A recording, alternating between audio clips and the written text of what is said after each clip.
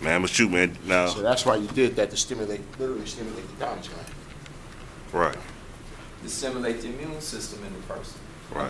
I gave them tactile. What we just do. I mean, did I explain that? Like the reason why we went counterclockwise compared to spinning clockwise? You said something about eternity. Put them on natural, which is why did you do the spinning exercises to open up that vortex? Because a lot of people, they waters in their body. It's like Kool-Aid. See, that's why we need to still go back. Because see, like you asking, you ever had that Kool-Aid we make in the container? What you got to do when it's in the refrigerator?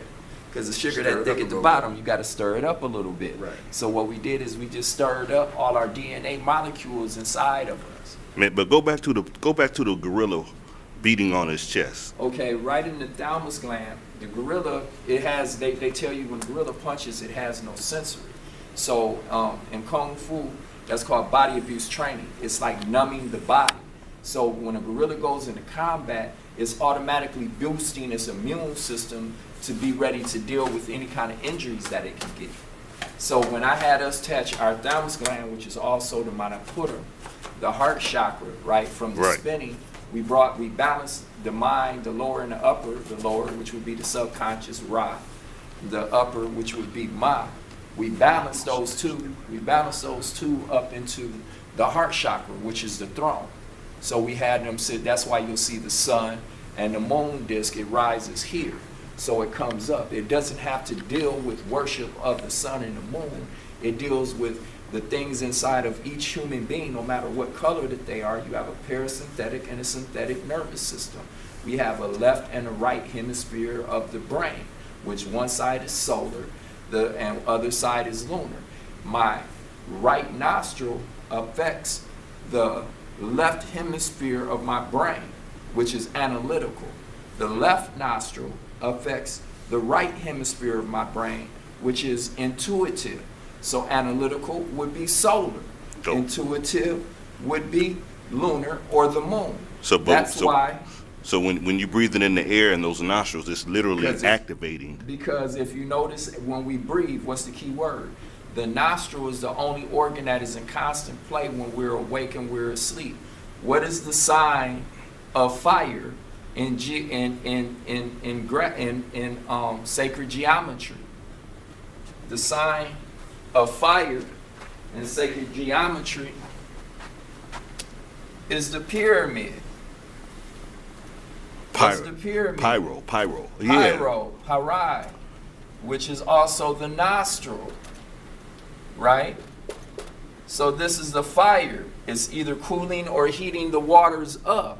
This is the nostril, the pyramid. It has nothing to do with the devil. It deals with tachyon energy. Right. If the pyramids are all evil, then get to cutting your noses off. Dude, man, all that's you people dope. Who are saying that the pyramid is evil and it's of Satan. And it balances it, because if you don't have the pyramid, neither these two eyes or your celestial eyes work.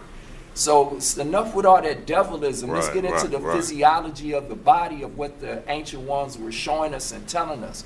All of these different deities and different things that you see are actual human body parts and anatomical nerves and endings inside of the body. Enough of the BS. When you see someone like Isis on Osiris Green, that's dealing with vegetation, vegetarianism. When you see Shiva and all these other different people dealing with blue, that's dealing with the air. That means that those people were breatharians. They lived off of just breathing. You've heard of breatharians before. Check it out. Look it out. Then when you see Osiris in them, then you see them green. That's dealing with vegetarian. That's in the Bible. Oh, I give you every green herb. Then when you see with the brown, that's dealing with the eating. That's after the killing. That's if you being on some biblical. I noticed that you have Rama on the chalkboard. Mm-hmm. That's an example of a mantra. Well, yes, an example. A man, mantra again, right? Man, we're in physical, corporal body, right? We hear different sounds. Well, that's what keeps us together, keeps us solidified. The fire and the water is what man needs the most. Man can go the longest without what first? Can go without fire, right? But you need that water, right? But then what does fire and water make? Air. So therefore the air is the most important. So you're vibrating the sound of the air with this sound tone naturally. And yes, it comes out of Sanskrit, but it can be proven. Don't check it out for what I'm saying. Go research. Don't just stop at a couple books. Check out the Europeans, the Hindus, the Indians. Hebrew, what you're looking for, is not that Yiddish stuff that they speak in. Hebrew comes out of Sanskrit, which is a Tamilian language, right? Which it was people who looked like us that was dark skinned. It's the truth. They know it, not the ones that you see that be on television and all that. It's not about no racism. It's just true. Sanskrit is the divine sound tone of the universe. All languages come out of Sanskrit, which Sanskrit comes out of Tamil, which where it was people who looked like us who did it. Them was the first 18 dynasties of India. India is what you call Atlantis. The people from India, when you hear with Abraham, that's Abraham and all them going over into Egypt, giving them technology. Don't believe me. Call me what you want to say what you want to say. I've studied this. I'm here to try to help you heal. Right. Like I said, I'm ill too, as long as I'm here. So there's going to be some disagreements because that's an illness causes disagreements. Disagreements in our minds. Remember again, that's that Maya. But what I'm showing you is factual, and it be actual. Check it out. So is this a part of yoga? Yes, it's a part of yoga. It's a part of everything. It's everything in life. Just yoga is union. This is helping you to unify the hemisphere of the brains, the parasympathetic and sympathetic. That deals with your mood swings when you might be feeling lethargic. That's your intuitive brain. So one more question. So like yoga is physical, the physical postures when people say with the quotation marks sitting Indian style and things like that. Why would I do a sound when yoga is physical? Okay, because what you're doing is the sound is vibrating the body.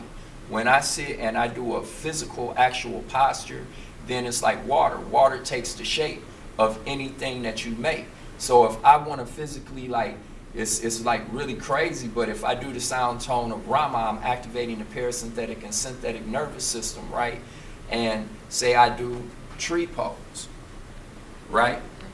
If I go into the tree, then because we're all wood, we have all elements, then that might be something that's wrong with the element in me.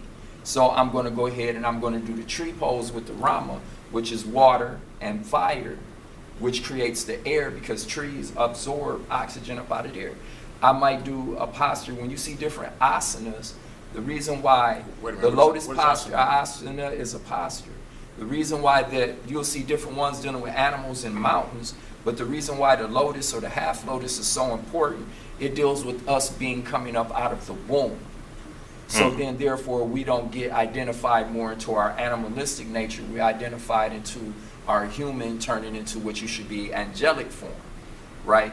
So that's why the lotus. So when you're doing that, if you look at a person sitting in lotus, other than just me looking at lotus and I'm sitting here and I'm do this, what do I look like? I look like this big one thing right here. Wow. That nostril. Right. Sitting there in yoga posture. So then it go back again to the breath of life. So these sound tones vibrate in the air. All I'm trying to do is just help you. I ain't trying to hurt you. Man, that's some dope science, man, right there, man. Dope. Hey, you heard it from the best, baby. And we got more to come. Peace and blessings. We out.